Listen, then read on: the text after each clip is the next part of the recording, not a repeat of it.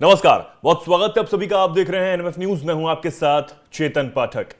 Israel के ताबड़तोड़ हमले हिजबुल्लाह और लेबनान के बाद जिस तरीके से नसरुल्लाह मारा गया, उसके बाद ईरान जो है वो बहुत बौखलाया हुआ था। ईरान परेशान था और उसने कसम खाई हुई थी कि इजराइल से इसका बदला जो है वो लेना है। और बीती रात 180 से ज्यादा जो है बैलिस्टिक मिसाइल वो ईरान की तरफ से इजराइल पर दागी गई हैं। कई तस्वीरें निकलकर सामने आई हैं जहां पर देखा जा रहा है कि जो लोग हैं वो बचते हुए नजर आए। सायरन जो हैं वो पूरे इजराइल में बजने लगे और यह कहा जाने लगा कि जो लोग हैं वो तुरंत बंकरों में छिप जाएं, बॉम्ब जो शेल्टर्स हैं उसमें छिप जाएं ताकि आप सुरक्षित बच सकें। हालांकि काफी ज्यादा संख्या में बैलिस्टिक मिसाइल जो है वो इजराइल पर दागी गई, लेकिन कोई भी बड़ा नुकसान होने की खबर अब तक नहीं आई है।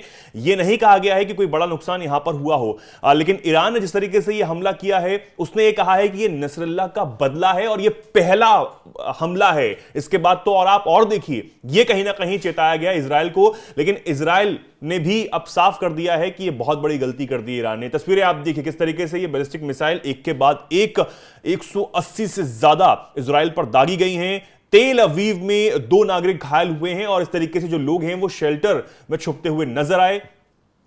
ईरान ने कहीं ना कहीं इस बात को पहले से ही साफ कर रखा था कि वो बदला जरूर लेगा और वो खुलकर अब कहीं ना कहीं जो समर्थन है वो नसरुल्लाह का, हिजबुल्लाह का और हमास का करता हुआ नजर आ रहा है। ये इजरायली डिफेंस फोर्सेस की तरफ से ये ट्वीट किया गया और कहा गया कि approx 10 million civilians are the targets of Iranian जो मिसाइल थी, उनके जो टारगेट्स थे वो कहीं ना कहीं इजरायली सिविलियंस थे।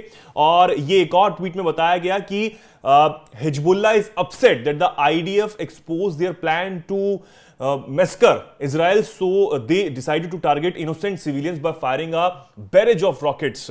यानी कि वो बौखलाया हुआ है और कहीं ना कहीं हिजबुल्लाह जो है पूरी तरीके से अपसेट था और उसने अब इनोसेंट इजरायलीज को निशाना बनाना शुरू किया है। और इसके बाद इजरायली पीएम सामने आते हैं, बेंजामिन नेतन्याहू सामने आते हैं और कहते हैं कि ईरान ने बहुत बड़ी गलती कर दी है, ये ईरान को नहीं करनी चाहिए थी और अब उसको अंजाम भुगतना होगा।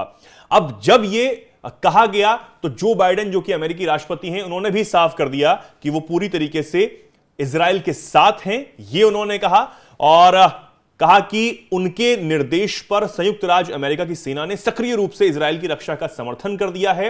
हालांकि वो बार बार सीज फायर की बात जरूर करते आए हैं, लेकिन उन्होंने कहा कि वो पूरी तरीके से इजराइल के साथ हैं। और अमेरिका की तरफ से पहले ही कहा गया था कि अगर ईरान गलती करता है इजराइल की तरफ हमला करने की तो वो ऐसा ना करे, ऐसा ना सोचे, लेकिन ईरान ने ऐसा किया। और ईरान अब अमेरिका को भी चेता रहा है कि आप इस बीच में मत पड़िए, हम जो मिसाइल अटैक कर रहे हैं उसमें बीच में मत बोलिए, बीच में मत पड़िए। लेकिन जो बाइडेन ने साफ कर दिया कि हम पूरी मजबूती के साथ समर्थन करते हैं इजराइल का, उनके साथ हम खड़े हैं।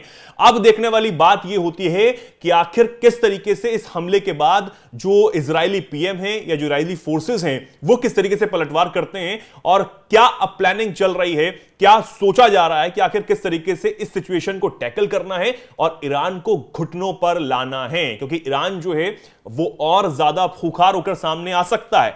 पिछले अप्रैल में भी कहीं ना कहीं ईरान ने इस तरीके से मिसाइल अटैक किए थे इजराइल पर। हालांकि जो अभी मिसाइल अटैक हुए हैं उनमें कई मिसाइल्स को इंटरसेप्ट करके मार गिराया गया इजराइल जो सिस्टम है, डोम सिस्टम है उसकी तरफ से, लेकिन फिर भी बहुत बड़ा नुकसान होने से बचा है।